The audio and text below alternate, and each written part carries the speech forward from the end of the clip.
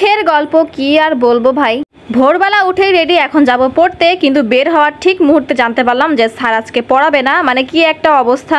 আবার তার একটু পরে ছিল আরেক স্যারের কাছে পড়া, এজন্য ড্রেস পরে একটুখানি রেস্ট নিচ্ছি, কারণ আমার ঘুম একেবারে সম্পূর্ণ হয়নি। যাই হোক, 8টার সময় পড়া আর এখন বাজে দেখো 7টা 48। তো আমি এখন উঠে পড়ছি আর এখন যাব বের হয়ে প্রাইভেটে। যাই হোক, একটা বিষয় মেনে নিতে আমার অনেক বেশি কষ্ট হচ্ছিল। যাই হোক, কি বিষয় সেটা পরেই বলবো।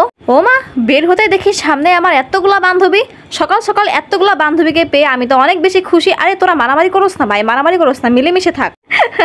মজা করতেছিলাম গাইস, তোমরা কিন্তু কেউ রাগ করো না। আমাদের হাই স্কুলের গেট ভাঙার ভিডিও দেওয়ার পর থেকে অনেকে জিজ্ঞাসা করতেছো যে আপু গেটের কি অবস্থা, গেট কি হয়ে গেছে। সো এই দেখো, কাজ এখনো চলতেছে, গেট এখনো হয়নি। হয়ে গেলে ভিডিও তোমরা অবশ্যই পাবা।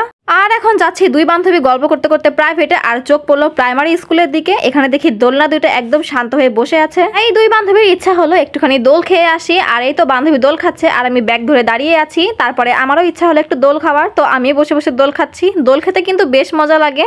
আর তারপর চলে আসলাম প্রাইভেটে। আর প্রাইভেট পড়তে পড়তে দেখো বাইরে কি একটা মেঘ করছে, মনে হচ্ছে এখনই বৃষ্টি আসবে। স্যার ভিতরে পড়াচ্ছে আর আমার চোখ দেখো বাইরে, মানে কি একটা ফাঁকিবাজি স্টুডেন্ট আমি, দেখতে পারতেছো। যাই হোক, এখন ফাইনালি পড়া শেষ। আর তোমাদেরকে একটা বিষয় আমি বলতে চাই, তার আগে বলে দিচ্ছি কলেজে কেন আসছি। কলেজে আসছিলাম রেজাল্ট দিছে কিনা দেখার জন্য, বাট তখন রেজাল্ট দিছিল না। বাট বাসায় যাওয়ার পরে আলহামদুলিল্লাহ রেজাল্ট পাইছি আর আমরা প্রত্যেকেই পাস করছি। জাস্ট পাস করাটা অনেক বেশি জরুরি ছিল আমাদের প্রত্যেকের কাছে, কারণ এক্সামটা আমরা কেউই অত ভালো দিতে পারছিলাম না, আর সবাই পাস করছি ভাই, আলহামদুলিল্লাহ বলো। যাই হোক, কথায় আসি, আমি বলতে চাচ্ছিলাম একটা বিষয়। তোমরা কিছুদিন আগে জানো আমি বলছিলাম যে আমার আইডিটা একজন খুলছে, মানে আমার ছবি এবং আমার নাম দিয়ে। তো আর কি, অনেক ঘাটাঘাটি পর এবং তার ভয়েস শোনার পর আমি বুঝতে পারছি যে সে মানুষটা কে। আর তোমরা জানলে অবাক হবে যে সে আর কেউই না, আমাদেরই ক্লাসের একজন। তাকে আমরা প্রত্যেকে খুব ভালো করেই চিনি।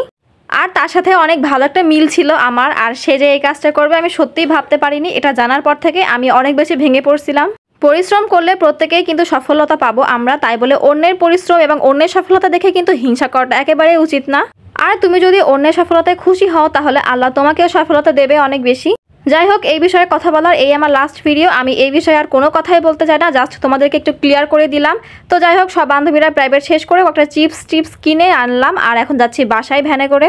আমি এই রুটে নেমে পড়ছি কারণ এখান থেকে আমার বাসা মাত্র 2 মিনিট। আমার বান্ধবী চলে গেছে ভ্যানে। আর দেখো কি লেভেলের বাতাস হচ্ছিল, আমি মনে হচ্ছে একদম উড়ে যাচ্ছি। মানে দেখো, মানে আজকে একটুখানি মোটা বলে বেঁচে গেলাম, নাহলে চিকেন হলে আই থিঙ্ক উড়ে যেতাম একেবারেই। যাই হোক, এতগুলো চিপস কিনে আনছি কারণ আমাদের বান্ধবীদের ঘুরতে যাওয়ার একটা প্ল্যান হয়েছে। আর যদি ঘুরতে যাই অবশ্যই তোমাদের হাতে শেয়ার করব, তোমরা দেখতে পারবে। যাই হোক, মনটা একটু খারাপ ছিল, তো বাসায় এসে আগে ব্রেকফাস্ট করতেছি। আমি এখন খাচ্ছি পরোটা আর মাংস, যেটা আমার আম্মু রান্না করছে।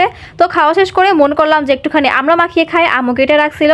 সো এটাকে আমি সুন্দর করে মাখাচ্ছি। ফার্স্টে লবণ, তারপর চিনি, তারপর একটুখানি মরিচের গুঁড়া দিয়ে সুন্দর করে মাখিয়ে নিব। আমার হাতের আম মাখানো, আমরা মাখানো সবকিছুই আমার আম্মু খুব বেশি পছন্দ করে।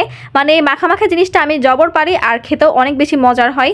তো মাখামাখির পর আমি খেয়ে নিজে পাগল হয়ে গেছি, একদম ঝাল ঝাল লাগতেছে, মিষ্টি মিষ্টি টক টক, অনেক বেশি টেস্টি লাগতেছে।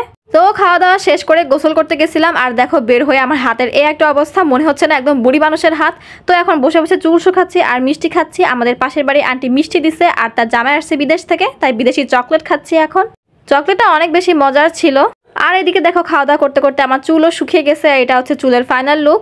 যদিও বেনি করে ঘুমাই গেছিলাম বলে এমন অদ্ভুত লাগতেছে, তবে তোমরা কে কে আমার হেয়ার কেয়ার রুটিন চাও অবশ্যই বলবা। আর চুলের কিছু কিছু নিয়ম থাকে যেগুলো মানতে হয়, আমি সেই সবগুলাই মানি। আর তোমরা যদি আমার হেয়ার কেয়ার রুটিন চাও অবশ্যই কমেন্ট বক্স একদম ভরে ফেলবা। যদি কমেন্ট বক্স ভরে যায় তাহলে অবশ্যই আমি সবাইকে বলবো। যাই হোক, আজকের মতো এটুকুই ছিল। আল্লাহ হাফেজ।